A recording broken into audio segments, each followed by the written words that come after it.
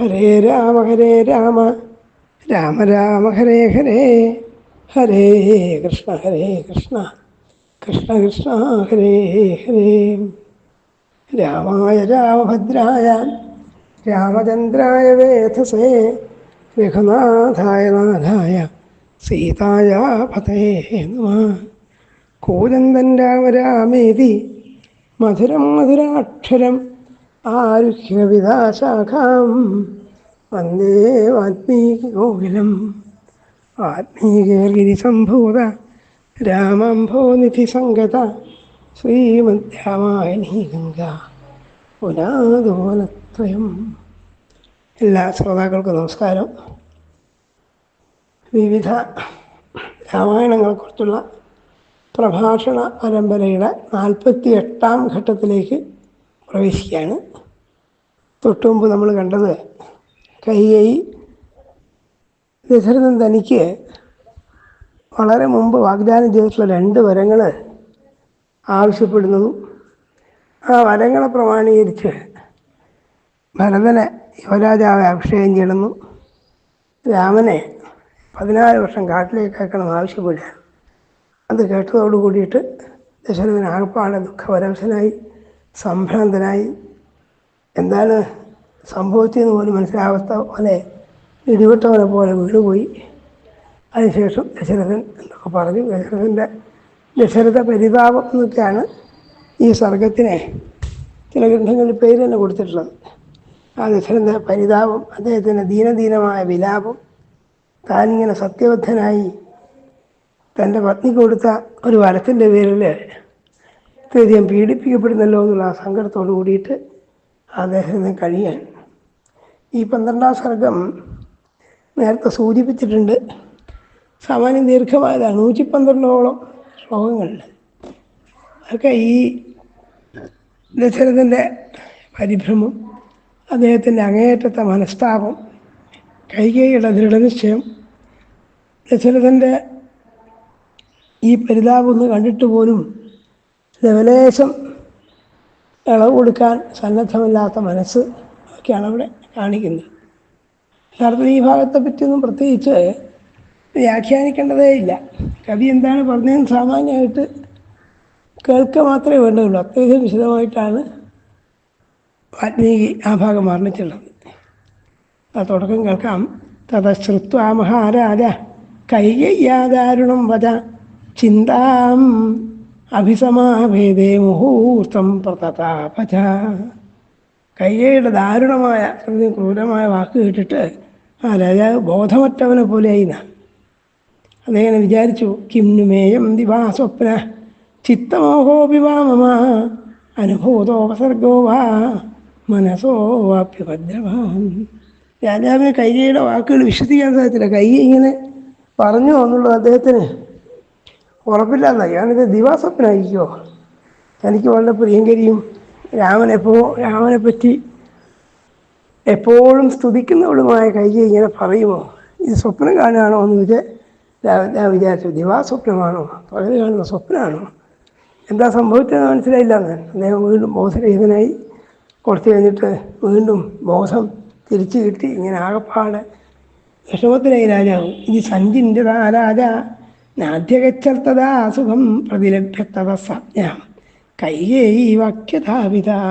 കുറച്ചു നേരം മോഹം ഇല്ലാത്തവനായി തീർന്നു. പിന്നീട് ദീർഘശ്വാസമൊക്കെ വിട്ട് പ്രതിലഭ്യത സംജ്ഞ, പിന്നീട് ബോധം വേണ്ടി കിട്ടിയവനായ രാജാവ് കൈകേയിയോട് ഇങ്ങനെയൊക്കെ പറഞ്ഞു എന്നാണ് പറഞ്ഞത്. വ്യാഘ്രീം ദുഷ്ടായഥാമൃഗ എന്നൊക്കെയാണ്.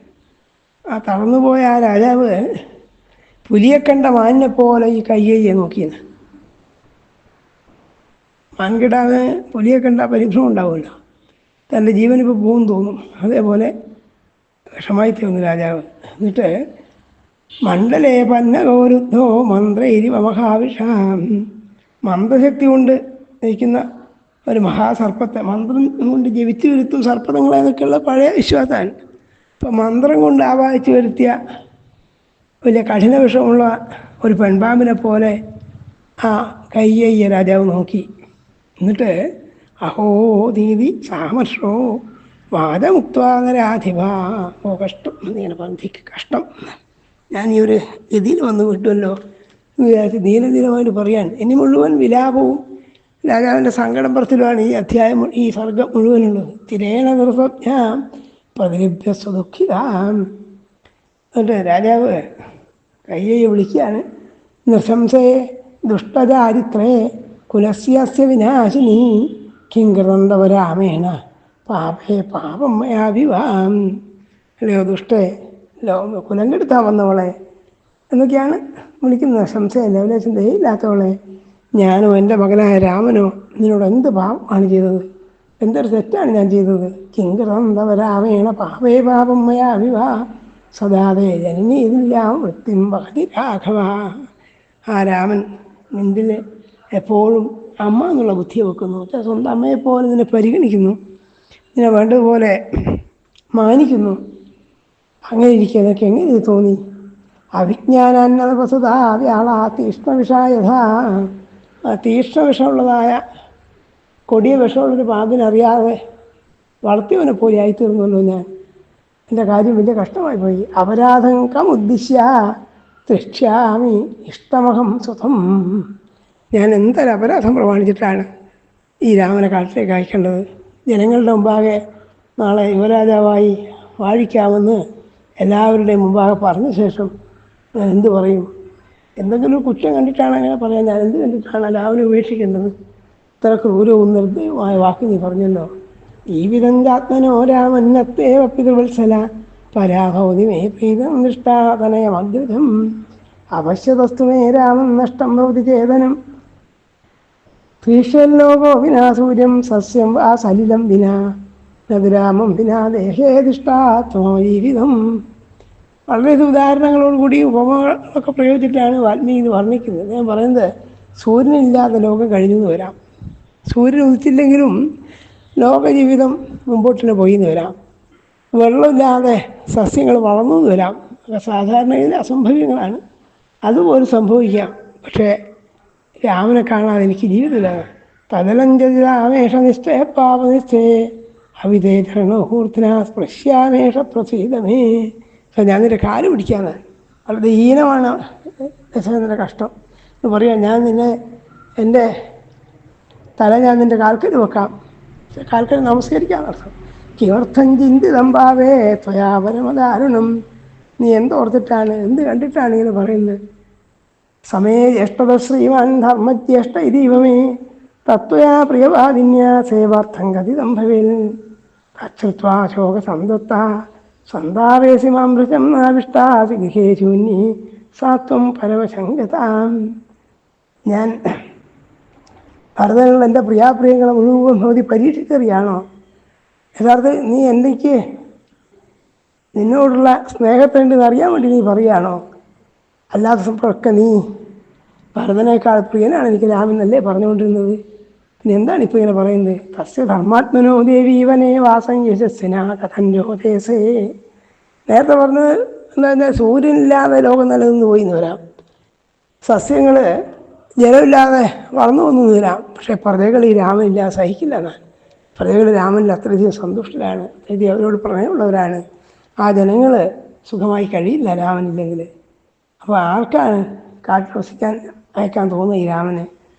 എന്നിട്ട് രാമൻ്റെ ഗുണങ്ങൾ പലതും വീണ്ടും വീണ്ടും ഓർമ്മിക്കുകയാണ് ദശരഥൻ. രാമോഹി ഭരതാൻ ഭൂയാത്തവ ശുശ്രൂഷത്തെ സദാ വിശേഷം ദ്വൈതസ്മാത്തു ഭരതസ്യ രക്ഷയേം. സ്വന്തം അമ്മയായ കൗസല്യ കാണിക്കുന്നതിനേക്കാൾ സ്നേഹം ആ മകൻ, ആ രാമൻ നിന്നോട് കാണിക്കാറുണ്ട്. നീയും പറയാറുണ്ട് എനിക്ക് ഭരതനേക്കാൾ പ്രിയനാണ് രാമൻ എന്ന് പറയാറുണ്ട്. ഇതൊക്കെ നീ ഇപ്പം എങ്ങനെ മറന്നു കളഞ്ഞു? ബഹൂനാം സ്ത്രീ സഹസ്രാണാം ബഹൂനാം ജോപജീവിനാം പരിവാദോപവാദോപാരാഘവേനോ ഭവന്യതേ. ഒരാൾ രാമനെ പറ്റി ഒരു അപവാദം പറയാറില്ല. ആയിരക്കണക്കിന് സ്ത്രീകളും ഭൃത്യജനങ്ങളുണ്ട്. ഇവരാരും തന്നെ കൊട്ടാരത്തിലോ പരിസര പ്രദേശങ്ങളിലുള്ള രാമനെ പറ്റി അപവാദം പറഞ്ഞിട്ടില്ല. ആയിരിക്കുന്നത് എനിക്ക് എങ്ങനെ തോന്നി? സാന്ത്വനം സർവഭൂതാനി രാമശുദ്ധേന ചേതസാഹ. ശുദ്ധമനസ്കനായ രാമൻ സമസ്തരെ സന്തോഷിപ്പിക്കുകയും ആസ്വദിക്കുകയും ചെയ്തവനാണ്. സത്യേന ലോക അഞ്ചേതീതി ജാന്താനേന രാഘവ ഗുരുൻ ശുശ്രൂഷയാ വീരോ ധനുഷായി ശാസ്ത്രവാൻ. സത്യം കൊണ്ടും ദാനം കൊണ്ടും ലോകത്തെ ഇന്ത്യന്മാരെ ജയിക്കുന്നവനാണ് ആ രാമൻ. ഗുരുജനങ്ങളെപ്പോഴും വന്ദിക്കുന്നവനാണ്. ഗുരുവിൻ ശുശ്രൂഷ കൊണ്ടാണ് ഗുരുക്കന്മാരെ രാമൻ ജയിക്കുന്നത്. ശത്രുക്കളാകട്ടെ പടവാളുമുണ്ട്. ഓരോ ആളെ എങ്ങനെ നേരിടണമോ അതുവരെ നേരിടുന്നു അർത്ഥം. അങ്ങനെയുള്ള രാമനെ സത്യം, ദാനം, തപസ്ത്യാഗവും മിത്രത, ശൗചമാർജവം, വിദ്യാലകുതി ശുശ്രൂഷ, ധ്രുവാണ്യേതാനി രാഘവേ. ആ രാമന് ഈ ഗുണങ്ങളൊക്കെ വിളങ്ങി നിൽക്കുന്നതായി സകലരും പറയുന്നുണ്ട്. സത്യവും ദാനവും തപസ്സും ത്യാഗവും മിത്രത്വവും, ഇങ്ങനെ സമസ്തരാലും വർണ്ണിക്കപ്പെടുന്ന, സമസ്തരാൽ സ്തുതിക്കപ്പെടുന്നവനാണ് രാമൻ. അങ്ങനെ രാമനോട് നിനക്ക് എങ്ങനെ ഇത് പറയാൻ തോന്നി? തസ്മിന്നാർജവസമ്പന്നേ ദേവി ദേവോപമേ കഥം. ദേവതുല്യനായിരിക്കുന്ന ആളാണ് രാമൻ. ആ രാമനോട് പാപമാശംസമേ രാമേ മഹർഷി സമഭേദസി. ഋഷിയെപ്പോലെ തേജസ്സുള്ളവനായ ആ രാമനെ പറ്റി ആരും തെറ്റായ വാക്കിതുവരെ പറഞ്ഞിട്ടില്ല. അങ്ങനെയുള്ള രാമനോട് ഈ ക്രൂരകൃത്യം ചെയ്യണം നിനക്കെങ്ങനെ തോന്നി? എന്നാൽ ഇവിടെ നിന്ന് യഥാർത്ഥത്തിൽ ദശരഥൻ യുക്തിപൂർവ്വം ചോദിക്കില്ല. ഒരേ കാര്യം പല മട്ടിൽ പറയുകയാണ്. അദ്ദേഹത്തിൻ്റെ ആ സന്താപത്തിൻ്റെ അഗാധതയ്ക്കനുസരിച്ച് കുറേ ശ്ലോകങ്ങളുണ്ടെങ്കിലും പുതിയ ഒന്നും പറയല്ല യഥാർത്ഥത്തിൽ രാമൻ ചെയ്യുന്നത്. അവൻ ഓരോ പ്രാവശ്യവും പറയുന്നത് നീക്കെങ്ങനെ ഇത് തോന്നി? ഞാൻ നിന്നെ യഥാർത്ഥത്തിൽ ഈ കൊട്ടാരത്തിലേക്ക് ആനയിച്ചു തോന്നി ഞാൻ കഷ്ടത്തിലാണ്. ഒരു യക്ഷിയോ ഓരോ രാക്ഷസിയാണ് ഞാൻ ഇവിടുത്തേക്ക് യഥാർത്ഥത്തിൽ എഴുന്നള്ളിച്ചു കൊണ്ടുവന്നത്. മമ വൃദ്ധസ്യ കയ്യൈകതാന്തസ്യ തപസ്സിനാധീനല്ലാലഭ്യമാനസ്യ കാരുണ്യം കർത്തുമർഹസി. ദയനീയമാണ് ആ ദേവകൻ്റെ സ്ഥിതി. ദശരഥൻ പറയാണ്, നീ എന്നോട് കാരുണ്യം കാണിക്കണേ. ഞാനായിട്ട് വൃദ്ധനായി കഴിഞ്ഞു. എനിക്ക് വള്ളക്കാരനെ ആയുസുണ്ടായിരുന്നു വരില്ല. ഞാൻ ദയനീയമായി നിന്നോട് യാചിക്കുകയാണ്. പൃഥിവ്യാം സാഗരാന്തായാം തൻ യൽക്കിഞ്ചിത് അധിഗമ്യതേ തൽ സർവം ദാസ്യാമി മാജത്വം മന്യഭാവിസാം. എനിക്ക് എന്ത് വേണമെങ്കിലും സമ്പത്തോ ധനമോ ഞാൻ തരാം. ഭൂമി വേണം ഭൂമി തരാം. സർവം തവദാസ്യാമി, എന്തും ഞാൻ തരാം. എൻ്റെ രാമനെ ഉപേക്ഷിക്കണം എന്ന് പറയുന്നത്. അഞ്ജലിയും കുർമ്മി കയ്യൈ പാദോ ജാവിസ്പശാമിത്. നേരത്തെ പറഞ്ഞാൽ വീണ്ടും പറയുകയാണ്, ഇതാ ഞാൻ ഉപ്പുകൈകളോടുകൂടി എൻ്റെ പാതകൾ നമസ്കരിക്കുകയാണ്. ശരണം ഭവരാമസ്യ മാധർമ്മോ മാമിഹസ്പശൽ. ഞാൻ രാമന് ശരണം കൊടുക്കണം. എനിക്ക് ധർമ്മച്യുതില്ലാതെ നോക്കണം. ഇങ്ങനെ ഇതി ദുഃഖാവിസന്തത്വം വിലവന്തമചേതനം. ബോധരഹിതനായി വീണ് ഇങ്ങനെ വിലപിക്കുന്നവനായ രാജാവിനെ കണ്ടിട്ട് പൂർണ്ണമാനം മഹാരാജൻ ശോകേന സമഭിപ്ലുതം. ഒക്കെയാണ് 37 ശ്ലോകത്തിൽ. ഏറെക്കുറെ സന്തപ്തനായി ശോകക്കടലിൽ മുങ്ങിപ്പോകുന്നവനായി ഞെരിപരിക്കൊള്ളുന്നവനായി തൻ്റെ കാൽക്കൽ വീഴുന്നവനായ ആ രാജാവിനെ കണ്ടിട്ട് പോലും ആ കൈകൈക്ക് യാതൊരു മനമാറ്റം ഉണ്ടായില്ല. അതുമാത്രം അവൾ ക്രോധിക്കുകയും ചെയ്തു. പ്രത്യുവാദാത കൈകൈ രൗദ്രാരുദ്രതരം വധാം. രുദ്രസ്വഭാവത്തോടുകൂടികളായ കൈകൈ രൗദ്രതരം വധ, കുറച്ചുകൂടി രുദ്രമായ കഠിനമായ വാക്ക് പറഞ്ഞു. അവൾ പറയുന്നതൊക്കെ ന്യായം മാത്രം നോക്കിയാൽ ശരിയാണ്. അവൾ പറയുന്നത് അങ്ങ് എന്നോട് വരം തരാമെന്ന് പറഞ്ഞു. ഞാൻ ആദ്യമേ അങ്ങോട്ട് പറഞ്ഞതാണ്, അങ്ങ് തരും എന്നെങ്കിൽ മാത്രം പ്രതിജ്ഞ ചെയ്തിട്ടേ ഞാൻ പറയുള്ളൂ എന്ന് പറഞ്ഞതാണ്. അങ്ങ് ഇത്രയധികം പ്രിയങ്കരനായിരിക്കുന്ന ആ രാമൻ്റെ പേര് പറഞ്ഞിട്ട് തന്നെ എന്നോട് വാഗ്ദാനം ചെയ്തു. എന്ത് വേണേൽ തരാമെന്ന് പറഞ്ഞു. ഞാൻ യാചിച്ചപ്പോഴാകട്ടെ ഇപ്പോൾ ആ പാട് പരിഭവിത്തനെ പോലെ ഭ്രാന്തനെ പോലെ വിലപിക്കുന്നു. ഇതിലെന്തർത്ഥമുള്ളത് എന്നാണ് കയ്യെ ചോദിക്കുന്നത്. അവളുടെ ചോദ്യമൊക്കെ നീതിശാസ്ത്രത്തിന് യുക്തി മാത്രം നോക്കിയാൽ ശരിയാണ്. എന്താണ് ഇപ്പം അറിയുന്നതാണ്. എന്താ അവൾ ചോദിച്ചത്? എതിതത്വ അവരവരാജൻ പുത്ര പ്രത്യനുഗപ്യസേ. വരം തരാമെന്ന് പറഞ്ഞു, വരം നിന്ന് കഴിഞ്ഞു, പിന്നെ ഈ കരയുന്നതിൽ എന്താ അർത്ഥമുള്ളത്? അങ്ങനെ വലിയ കേമനാന്നൊക്കെ ആൾ പറയുന്നില്ല. ധാർമ്മികത്വം കഥം വീര പൃഥിവ്യാങ്കത ഈക്ഷിച്ചി. വലിയ ധാർമ്മികനാണ്, സത്യസന്ധനാണ്, യശസ്വിയാണെന്നൊക്കെ ലോകം പറയുന്നുണ്ട്. അങ്ങയുടെ ധർമ്മബോധം ഇവിടെ പോയി. തരാമെന്ന് പറഞ്ഞതിന് ശേഷം ഇപ്പം എന്താണ് ഇങ്ങനെ പറയുന്നത്? കഥയിഷ്യന്തി ധർമ്മജ്ഞ തത്രയും പ്രതിപക്ഷ്യസീം യസ്യാവസാദേ ജീവാമി യാചാമാം അഭ്യപാലയൻ തസ്യാകൃതാമയാ മിഥ്യ കൈകയ്യായി വക്ഷ്യസീം. ഇങ്ങനെ അതുകൊണ്ട് കൈകൈ ചോദിക്കുകയാണ്, അങ്ങനെ വലിയ സത്യധർമ്മജ്ഞാനെന്നൊക്കെ പറഞ്ഞിട്ട് ഈ പറഞ്ഞ വാക്ക് പാലിക്കാതിരുന്ന ജനങ്ങളോട് എന്ത് പറയുമെന്ന്? കഥയിഷ്യന്തി ധർമ്മജ്ഞ.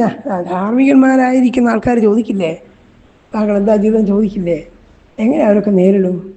അതുകൊണ്ട് അങ്ങ് പറഞ്ഞ വാക്ക് പാലിക്കൂ. വെറുതെ കരഞ്ഞിട്ട് എന്താണ്, പറയുമ്പല്ലേ ആലോചിക്കേണ്ടത്.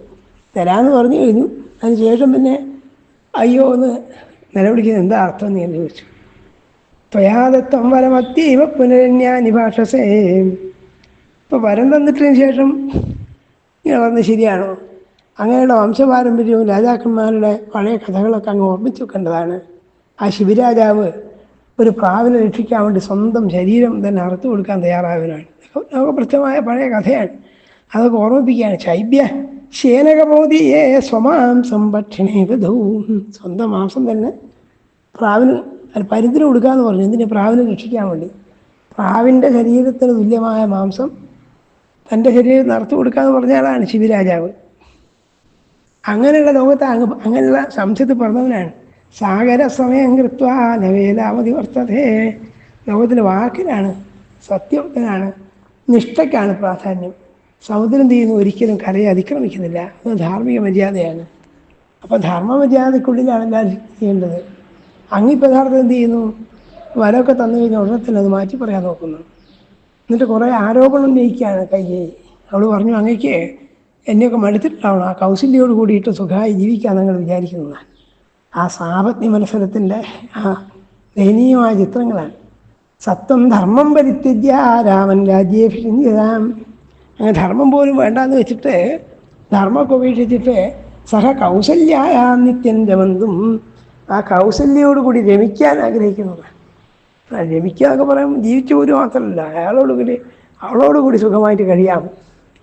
കൗസല്യപുത്രനായ രാമനെ അഭിഷേകം ചെയ്ത് രാജാവാക്കിയിട്ട് കൗസല്യോട് കൂടി സുഖിച്ച് കഴിയാമെന്നൊക്കെ വിചാരിക്കുന്നു. എന്നെ വഞ്ചിച്ചളയാന്ന് വിചാരിക്കുന്നു. അത് ശരിയല്ല എന്നാണ്. അപ്പോൾ ഇത്രയും കാലം പ്രാണപ്രേയസിയാണെന്നും പ്രിയനാണെന്നൊക്കെ പറഞ്ഞിരുന്ന ഒരാളാണ് എന്നൊക്കെ പറയുന്നത് നമ്മൾ ആലോചിക്കണം. സ്വാർത്ഥം മനുഷ്യനെ എത്രത്തോളം അധപ്പതിപ്പിക്കുന്നു. എത്രയോ കാലം നീണ്ടുന്ന സൗഹൃദം മുഴുവൻ സ്വാർത്ഥത്തിൻ്റെ ഈ പിടിയിൽ പെട്ടുമ്പോൾ ആളിനെങ്ങനെ മറന്നു പോകുന്നു. എന്തും തിരിച്ചു പറയാൻ ഒരു വിഷമമില്ലാന്നർത്ഥം. കൈകേയി ദശരഥനിൽ ആരോപിക്കുന്നു അതാണ്, അങ്ങ് വാക്ക് പാലിക്കുന്നില്ല എന്നാണ്. യഥാർത്ഥത്തിൽ കൈകേയി പ്രത്യേകിച്ച് പ്രതിജ്ഞം ചെയ്തിട്ടില്ലെങ്കിലും ഭർത്താവിന് പ്രിയപ്പെട്ടവളാണെന്ന് സ്വയം വിചാരിക്കുകയും അഹങ്കരിക്കുകയും ഭർത്താവിനെ എപ്പോഴും ലാളിക്കുകയും ചെയ്തിട്ടുള്ള ആളാണ്. എന്നിട്ട് ഇപ്പോൾ പറയുന്നതോ, അതുകൊണ്ട് ഇപ്പം ചെയ്യുന്നത് ശരിയല്ല. അഹം ഹി വിഷമദ്യൈവ പീത്വാ ബഹുതമാഗ്രത പശ്യതസ്തേ മരിഷ്യാമി രാമോ യദ്യഭിഷിജ്ഞതേ.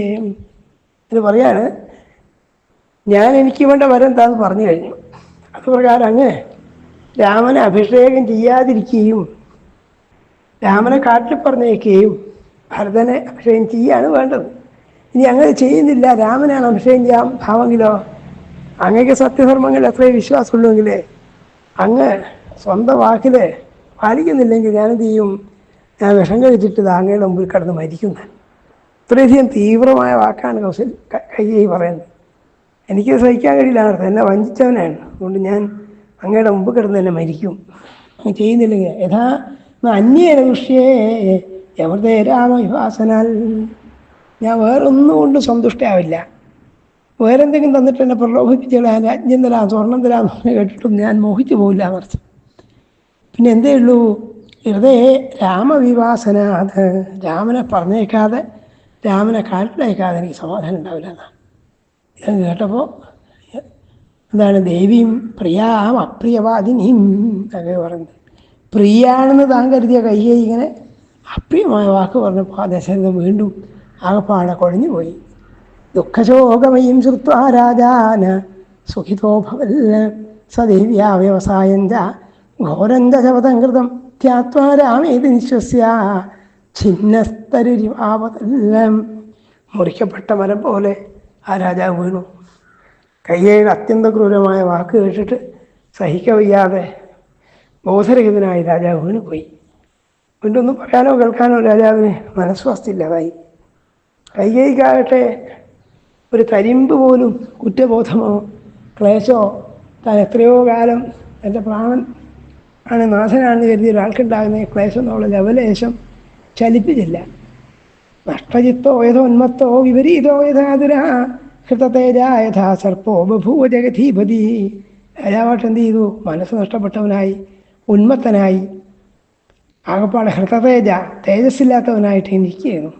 എന്നിട്ട് കുറച്ച് ബോധം തെളിഞ്ഞപ്പോൾ ആ കൈയോട് വീണ്ടും ദീനദീനമായി യാചകനെ പോലെ പറഞ്ഞു, ദീനയാതുരയാവാചാദിയോപാചകയും അനർത്ഥം ഇമം അർത്ഥാപങ്കേന ഉപദേശിത.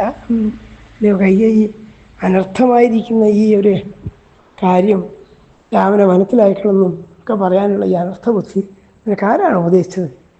ആരാണ് ഉപദേശിച്ചതെന്ന് ദശരഥൻ ചോദിക്കുന്നതിൻ്റെ താല്പര്യം എന്താണ്? അവർ സ്വന്തം നിലയ്ക്ക് ഇങ്ങനെ പറയുന്നു, അദ്ദേഹത്തിന് വിശ്വസിക്കാൻ കഴിയില്ല. ആരുടെയോ ദുരുപദേശം കൊണ്ടാണ്, ഇത് ദുരുപദിഷ്ടമാണ്, ഇത് ആരുടെയോ പ്രേരണയ്ക്ക് വഴങ്ങിയിട്ടാണ് അവൾ ചെയ്യുന്നതെന്ന് അദ്ദേഹത്തിന് സ്വാഭാവികമായും തോന്നി. അതുകൊണ്ട് ചോദിക്കുകയാണ്, കേന ആരാണ് ഇത് ഉപദേശിക്കപ്പെട്ടത്? ബോധോപകത ഇത്തേവാബ്രുവന്തീമാന്നലജ്ജസേ, ബോധബാധയേറ്റവളെ പോലെ അല്ലയോ കൈ, നീ ലജ്ജ പോലും ഇല്ലാതെ എന്നോട് എങ്ങനെ ഇത് പറയുന്നു?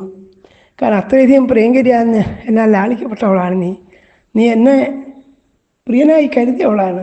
അങ്ങനെയുള്ള നീ ലേശം വിഷമമില്ലാതെ ലജ്ജ പോലും അതെങ്ങനെ പറയുന്നു? ശീലവ്യസനമേതത്തെ നാഭിയാനാമ്യഹംപുര. ഇത്തരൊരു സ്വഭാവം നിനക്കുണ്ടെന്ന് ഞാൻ ഇതുവരെ കണ്ടില്ലല്ലോ, ഇതുവരെ എനിക്ക് മനസ്സിലായില്ലല്ലോ. രാഷ്ട്രേത ഭരതമാസീനം വൃണീഷേ രാഘവമ്മനെ വിരം പരമൈതേന ഭാവേന തമേതാൻ ജനതേന. ഇനി ഭരതനെ വാഴിക്കണമെന്നുണ്ട് തന്നെ ആ രാമനെ വനത്തിനയക്കണം തോന്നാൻ എന്താ കാരണം? ഇത് കൊണ്ട് നിനക്ക് എന്ത് ഗുണമാണ് കിട്ടാൻ പോകുന്നത്? അങ്ങേയറ്റ ആയശസ്സായിരിക്കുന്ന ഈ കാര്യം നിന്നോട് ആരും ഉപദേശിച്ചു എന്നൊക്കെ രാജാവ് പലതരത്തിൽ വീണ്ടും വീണ്ടും ചോദിക്കാൻ. നശംസയെ പാപസങ്കല്പേ ക്ഷുദ്രേ ദുഷ്കൃതകാരിണി എന്നൊക്കെ സംബോധന. നീ ക്രൂരയാണ്, പാപസങ്കല്പയാണ്, വളരെ ദുഷ്കൃതകാരിണിയാണ്. നീ എന്തിനാണ് രാമനെ കാട്ടിലയക്കണമെന്ന് വിചാരിക്കുന്നത്? രാമാദവി അമ്മന്യേ ധർമ്മതോപനം. രാമനെപ്പോഴും ധർമ്മത്തിന് നിൽക്കുന്നവനാണ്. എനിക്ക് രാമനോട് നീ കാട്ടിൽ പോകണമെന്ന് പറയാൻ നീ സാധിക്കില്ല. പറഞ്ഞാൽ രാമനെ ചെയ്യാതിരിക്കില്ല. അദ്ദേഹം അത്രയധികം ധർമ്മിഷ്ഠനാണ്. അച്ഛൻ്റെ വാക്ക് കേട്ട് കഴിഞ്ഞാൽ യാതൊരു മടിയില്ലാതെ പോകും. ആ പോവല്ലോ എന്നുള്ള എന്നെ ക്ലേശിപ്പിക്കുന്നതാണ്. രാമൻ എന്നെ ധിക്കരിക്കുമായിരുന്നെങ്കിലേ എനിക്ക് പറയാൻ വിഷമമില്ല. പക്ഷേ എന്തിനു നീ പറയുന്നു? ബാലോപദായേഷം ഐക്ഷ്വാകാചുരൻ രാജ്യമകാരയല്ലതാഹി ഭഗവോ വൃത്താ ഗുണബന്ധോ ബഹുശ്രുതാം. പണ്ടേ രാജാക്കന്മാരുടെ സമ്പ്രദായം എന്താണ്? ജ്ഞാനവൃദ്ധരായിരിക്കുന്ന വേദവിത്തുക്കളും ധർമാത്മാക്കളായ മഹാത്മാക്കളൊക്കെ രാമനെ പറ്റി അന്വേഷിക്കും. എന്തിനാണ് രാമനെ കാട്ടിലയച്ചത് ജനങ്ങൾ എന്നോട് ചോദിക്കും. ഞാൻ അവരോട് എന്തുത്തരം പറയും? വീണ്ടും വീണ്ടും ആ സങ്കടം കൊണ്ട് പറയാം, കിം ചൈനാം പ്രതിപക്ഷ്യാമീ കൃത്വ വിപ്രിയമീദശം. ആ ധർമ്മശാലിനിയായ ധർമ്മപത്നിയായ കൗസല്യോട് രാജസദസ്സിൽ വെച്ചിട്ട് രാമനെ അഭിഷേകം ചെയ്യാന്ന് പറഞ്ഞ ശേഷം അവനെ കാട്ടിലയക്കുകയാണെന്ന് ആ കൗസല്യയുടെ മുഖത്ത് നോക്കിയാൽ ഇങ്ങനെ പറയും. അവളെപ്പോഴും ധർമ്മം ദീക്ഷിക്കുന്നവളാണ്. അങ്ങനെയുള്ള ആ കൗസല്യോട് ഞാൻ എങ്ങനെ പറയും? ആ വേദന യഥാർത്ഥത്തിൽ രാജാവ് വലിയ വിഷമത്തിലാകുന്നത് കൊണ്ടാണ്. എന്ത് ചെയ്താലും രാജാവ് അസത്യമുള്ള ആളായിത്തീരും. കാരണം ജനസദസ്സിൽ വെച്ചിട്ട് ജനങ്ങളെ വിളിച്ചു കൂട്ടി അവരോട് അഭിപ്രായം ചോദിച്ചിട്ടാണ് രാമനെ അഭിഷേകം ചെയ്യാൻ നിശ്ചയിച്ചത്. എന്നിട്ട് അതിന് വിപരീതമായിട്ട് അഭിഷേകം ചെയ്യുന്നില്ല എന്ന് മാത്രമല്ല, അയാളെ കാട്ടിലയച്ചു എന്ന് പറഞ്ഞാൽ ജനങ്ങളോട് ചെയ്ത ഒരു വാഗ്ദാനത്തിൻ്റെ അഥവാ ജനങ്ങളുടെ മുമ്പാകെ പറഞ്ഞ വാക്ക് തെറ്റിക്കലാണ്. ഇനി രാമനെ വാഴിക്കാന്ന് വെച്ചാലോ, ഈ കയ്യയോട് സത്യം ചെയ്ത് ഞാൻ നിനക്ക് വേണം എന്തും തരാമെന്ന് പറഞ്ഞ വാക്കിന് വിരുദ്ധമാണ്. എങ്ങനെയായാലും രാജാവ് കഷ്ടത്തിലായി. മറ്റത് ശപഥം ചെയ്യുന്നു എന്ന് പ്രത്യേകം പറഞ്ഞിട്ടൊന്നും ഉണ്ടാവില്ലായിരിക്കാം. പക്ഷേ ജനങ്ങളെ മുഴുവൻ വിളിച്ചുകൂട്ടി അവർ അഭിപ്രായം ചോദിച്ചിട്ട് ഞാൻ രാമനെ അഭിഷേകം ചെയ്തിട്ട് ചോദിച്ചു. അവർ ഹർഷാരവങ്ങളോടുകൂടി സ്വീകരിച്ചു. ഒരു പരസ്യമായൊരു പ്രസ്താവന നടത്തി. അതിനുശേഷം രഹസ്യമായിട്ട് ഏകാന്തത്തിൽ ഭാര്യയുടെ ഒരു വാക്ക് കേട്ടിട്ട് വാക്ക് മാറിയെന്ന് പറഞ്ഞാൽ ഒരു രാജാവിന് എത്രത്തോളം അദ്ദേഹത്തിൻ്റെ ചരിത്രത്തിൽ എത്ര ലജ്ജാകരമാണ്. ഇത് ദശരഥനെ വല്ലാതെ വിഷമിപ്പിച്ചു. എന്ത് ചെയ്താലും താൻ ഈ കൊടുക്കൽ നിന്ന് രക്ഷപ്പെടില്ല എന്ന് ദശരഥന് തോന്നി. അതുകൊണ്ട് അദ്ദേഹം വീണ്ടും വീണ്ടും പറയുകയാണ്. യഥാർത്ഥത്തിൽ ആ ധർമ്മപത്നിയായ കൗസല്യെ പിന്നെയും വന്ന് സ്തുതിക്കുക ചെയ്യുന്നത്. ഭാര്യവൻ ഭഗിനി വച്ച മാതൃവച്ചോ പ്രതിഷ്ഠതി. ആ കൗസല്യ ഭാര്യയെപ്പോലെ, അമ്മയെപ്പോലെ, സഹോദരിയെപ്പോലെ തന്നെ എന്ത് ചെയ്തു? എന്താണോ വേണ്ടത് അങ്ങനെയൊക്കെ വേണ്ടതുപോലെ സേവിച്ചു. നമയാ സൽക്കൃതാ ദേവി സർക്കാരഹൃതപാം. ശാസ്ത്രീയതയും ധർമ്മിഷ്ഠയും സദാചാര സ്വരൂപിയായിരിക്കുന്ന ആ കൗസല്യെ ഞാൻ പണ്ട് വേണ്ടത്ര മാനിച്ചില്ല. നിന്നോടുള്ള കാമാധിക്യം കൊണ്ട് ഞാൻ അവളെ യഥാർത്ഥത്തിൽ സൽക്കരിക്കേണ്ടവളായ അവളെ വേണ്ട പോലെ സൽക്കരിച്ചില്ല. ഇപ്പോൾ അവളുടെ മകനെ കാട്ടിൽ ഐക്യം കൂടി ചെയ്താൽ ഞാൻ ചെയ്യുന്നത് എത്ര അകൃത്യമായിരിക്കും, ഞാൻ എത്രയധികം ദുഷ്ടനായിത്തീരും. അത് ഞാൻ രാജാവിനെ വീണ്ടും വീണ്ടും മതിക്കുകയാണ്. അത് കുറേ സ്ഥിതി പറയുന്നുള്ളതാ. വിപ്രകാരം രാമസ്യ സംപ്രയാണം മനസ്സില. രാമനെ വനത്ത് പറഞ്ഞു കഴിഞ്ഞാൽ ആൾ എന്ത് തെറ്റ് ചെയ്തു ജനങ്ങൾ ചോദിക്കില്ലേ, ഞാൻ എന്ത് പറയും? ആ സീത ഈ ദുഃഖം എങ്ങനെ സഹിക്കും? വൈദേഹീവതമേ പ്രാണാൻ ശോചന്തീക്ഷപേക്ഷ്യതി ഹീനാഹിമോദപ്പാശ്വേ കിന്നരേണേവ കിന്നരി നഹിരാമോഹം ദൃഷ്ട്വാ പ്രവസന്തം മഹാവനെ. വലിയ വനത്തിൽ രാജകീയമായ സുഖങ്ങളൊക്കെ അനുഭവിച്ച് ജീവിക്കാൻ അർഹതയുള്ളവനായ രാമൻ എങ്ങനെ കഴിച്ചു കൂട്ടും? നിന്നെ ഞാൻ ഇങ്ങനെ വിചാരിച്ചില്ലല്ലോ.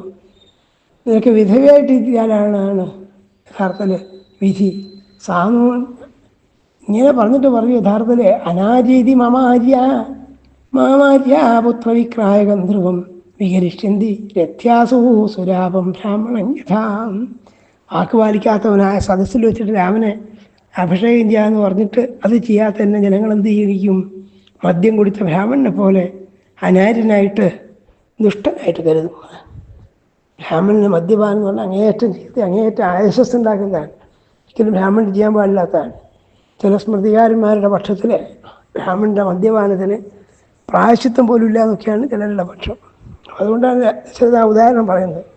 സദസ്സിൽ വെച്ചിട്ട് രാമൻ അഭിഷേകം ചെയ്യാൻ വാഗ്ദാനം ചെയ്തിട്ട് അത് ചെയ്യാതെ കാട്ടിലേക്ക് പറഞ്ഞേക്കുന്ന എന്നെ കണ്ടാൽ സജ്ജനങ്ങൾ എന്ത് പറയും? മദ്യപിച്ച ബ്രാഹ്മണനെ പോലെ ഞാൻ നിന്ദിനായി തീരുമല്ലോ.